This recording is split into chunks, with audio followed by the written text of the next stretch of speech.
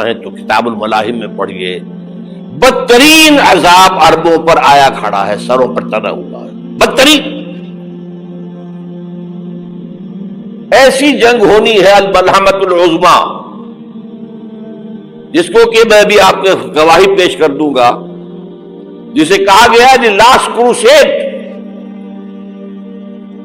Bush نے بھی crusade کا لفظ بول دیا تھا، پھر واپس لیا اس نے۔ نکل جاتی ہے جس کے منہ سے سچی بات مستی میں، فقیہ مصلحت بین سے اور ہندے بادہ خار اچھا، کروسیڈ کہہ کر پھر واپس لیا۔ یہ کروسیڈ، اس کے اوپر جس قدر نقصان ہونا ہے عربوں کا، گریٹر اسرائیل بنے گا، یہ عراق، شام، اردن،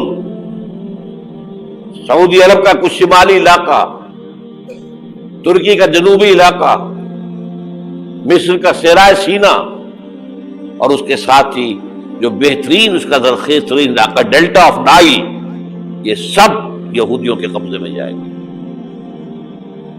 اس کو حدیث میں کہا گیا الملحمۃ العظما۔ عیسائی 80 علم لے کر اے مسلمانوں تم پر حملہ آور ہوں گے، اور ہر علم کے نیچے 12,000 فوج ہوگی، 9.5 لاکھ فوج۔ یہ نیٹو کی تیاری کس کے لیے ہو رہی ہے؟ جب USSR کا خاتمہ ہوا تو پوچھا گیا تھا نیٹو چیف سے، اب کس لیے؟ تمہارا وہ دشمن تو ختم ہو گیا، اب ہمیں اسلامک فنڈامنٹلزم سے نمٹنا ہے۔ وہ جانتے ہیں خطرہ یہی ہے، اب اسلام ابھر سکتا ہے، مسلمانوں کے سینوں کے اندر وہ آگ ہے،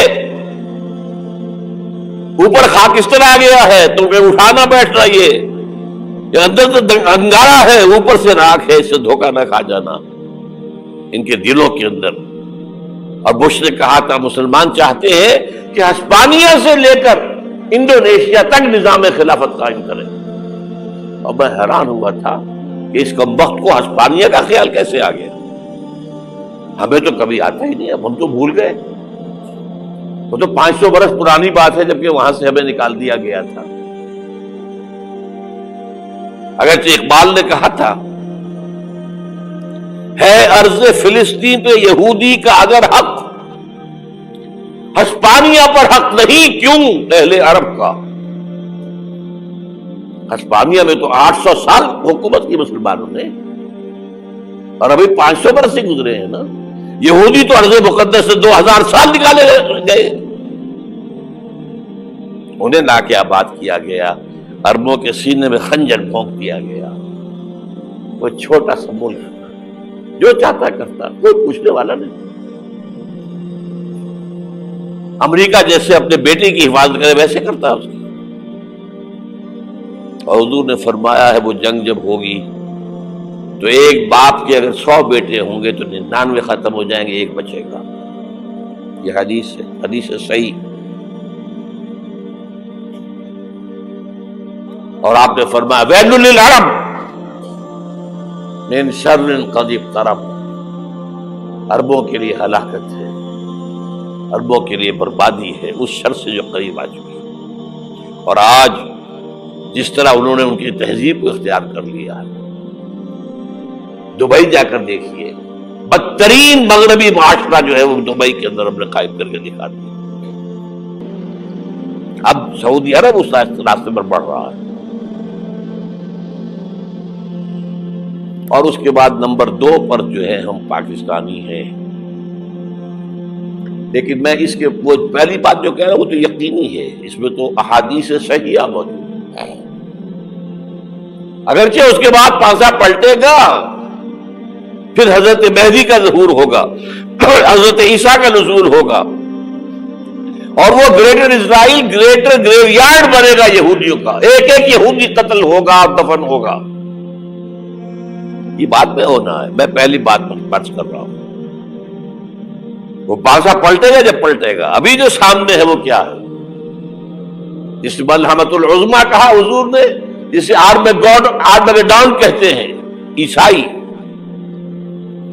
आर्मगेडोन की अगर कहीं जाकर आप देखेंगे, आप डिक्शनरी में मानी तो क्या लिखा है, a very big war which will be fought between the forces of evil and good before the end of this world. इस दुनिया के खात्मे से पहले खैर और शर की कुव्वतों के दरमियान बहुत बड़ी जंग होगी। अर्मगेदोन उसे कहते हैं अरबी में, और आर्मगेडोन उसे कहते हैं अंग्रेजी के अंदर, और ये बाइबल की आखिरी किताब के अंदर है, जो इसमें कि मुकाशिफात यूहन्ना, रेवलेशंस ऑफ सेंट जॉन, ये तो मैं कह रहा हूं यकीन के साथ, और ज्यादा दूर नहीं है, आया चाहता हूं। इसलिए कि यहूदियों का और ईसाई जो कंजर्वेटिव्स है, न्यो कंजर्वेटिव्स, उनका 5 निकाती एजेंडा है मुत्तफक अलैह, जिसके तहत कि ये जंग सलीबी शुरू की गई है। तो सुन लीजिए आप। आर्मगेडोन नंबर 1, ग्रेटर इजराइल कायम हो जाना उसके नतीजे में नंबर 2, मस्जिद अक्सा और कुबत सगरा को गिराना नंबर 3, वहां 3rd टेंपल, वो मस्जिद जो हजरत सुलेमान ने बनाई थी 1000 कब्ल मसीह में, फिर बर्बाद की थी नेबूकदनेस्सर ने, दोबारा बनाई गई, फिर दोबारा खत्म हुई 70 ईस्वी अब तक गिरी पड़ी है। उनका खाना काबा गिरा हुआ है 70 ईस्वी से लेकर आज तक। एक दीवार है वेलिंग वॉल, जहां जाते हैं, रोते हैं, पीटते हैं, मातम करते हैं, वहां वो बनेगा 3rd टेंपल। और नंबर 4, उसमें लाकर रखा जाएगा तख्त हजरत दाऊद का। ये तख्त कहां है इस वक्त? ये लंदन शरीफ के अंदर जो उनकी पार्लियामेंट का जो चर्च है, वेस्टमिंस्टर एबे, उसमें रखा हुआ है। एक पत्थर था जिस पर बिठाकर हजरत दाऊद की ताजपोशी हुई, फिर हजरत सुलेमान की हुई, फिर वो पत्थर रख दिया गया जब हजरत सुलेमान ने बनाया हैकल मस्जिद अक्सा, वहां रहा वो। हर बादशाह जो था यहूदी उसी के ऊपर बिठाकर उसकी ताजपोशी होती थी। सन 70 में टाइटस ने गिराया उसे, हैकल को, वो पत्थर ले गया, वहां से रोम गया, रोम से आयरलैंड गया, आयरलैंड से स्कॉटलैंड आया, स्कॉटलैंड से इंग्लैंड आया, और अब वो रखा हुआ है 14वीं सदी ईस्वी से आज तक। वो वेस्टमिंस्टर एबे में रखा हुआ, एक कुर्सी की सीट में उसे बना दिया गया है तख्त की शक्ल में। अब अंग्रेजों में कोई मलका हो, कोई बादशाह हो जिसकी भी ताजपोशी होनी, उसमें हो, ये लाकर रखा जाएगा 3rd टेंपल में। और इस पर यहूदियों के ख्याल के मुताबिक उनका मसीहा आएगा जो मसीह दज्जाल होगा। ईसाइयों के ख्याल के मुताबिक हजरत ईसा आएंगे, वो हमारा भी ख्याल है हजरत ईसा आएंगे अलैहिस्सलाम। भारत, ये तो बात की बातें है ना। इस वक्त जो मैं अर्ज कर रहा हूं, अरबों पर बहुत बड़ा अज़ाब, और पाकिस्तान का मामला अलबत्ता ये है, मैं यकीन से नहीं कह सकता, हैंगिंग इन द बैलेंस। हो सकता है अल्लाह ताला हम पर रहम फरमाए, हो सकता है, अगरचे उसकी कुछ शराइत होंगी। चमन के मालिक अगर बना ले मुआफिक अपना शार, अब भी चमन में आ सकती है पलट कर चमन से रूठी बहार, अब भी हो सकती है। और यह भी हो सकता है कि अल्लाह ताला ने मौजूदाना तौर पर हमें मुल्क दिया, हमने अल्लाह से बदअहदी की, वादा खिलाफी की, गद्दारी की, लाजा सौदा दी जाए और हमसे ये मुल्क छीन लिया जाए। It's just possible. दूर न समझे इसे, अनहोनी बात न समझे। जो घेराव हो रहा है आपके मगरिब में नेटो फोर्सेस और मशरिक में भारतीय फोर्सेस गिद्धों की तरह बैठे हुए इंतजार कर रहे हैं पाकिस्तान और डिस्टेबलाइज हो जाए, यहां और बदअमनी हो जाए। अब लाहौर में फिर आज धमाके हो गए हैं। 2 दिन पहले का धमाका मैं सह के आया हुआ हूं, आपके सामने बैठा हूं। वो जाने बची नहीं, जो हमारी एकेडमी का हश्र हुआ वो तो मैं आपको नहीं बता सकता। ये सारा क्यों हो रहा है? ताकि यहां बदअमनी हो जाए और हमें जवाब मिल जाए مغرب سے نیٹو فورسز داخل ہو جائیں، مشرق سے بھارتی فورسز آ جائیں اور ہمارے ایٹمی دانت توڑ کر اور پھر ہمیں بھارت کے سامنے ڈال دیا جائے، نو ڈو ایز یو لائک. یہ ان کا نقشہ ہے. ہوگا کیا وہ اللہ جانتا ہے، ہوگا وہ جو اللہ چاہے. لیکن اللہ کا چاہنا جو ہے وہ کس پر منحصر ہے؟ یہاں انقلاب برپا کرو، یہاں اسلام لاؤ. اگر دھندوں میں لگے رہو گے تو وہ خود بخود نہیں آ جائے گا انقلاب. صحابہ نے جانیں دی تھی، کتنی تکلیفیں اٹھائی تھی.